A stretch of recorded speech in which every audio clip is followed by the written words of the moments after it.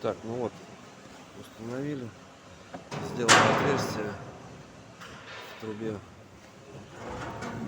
поставили датчик. Сейчас закрепим сам прибор.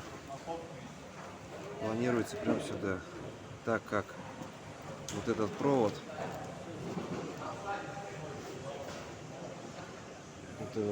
не рекомендуется увеличивать. Поэтому прибор будет стоять в этом месте. Маленький. Два штуки сращивают, или 3 даже.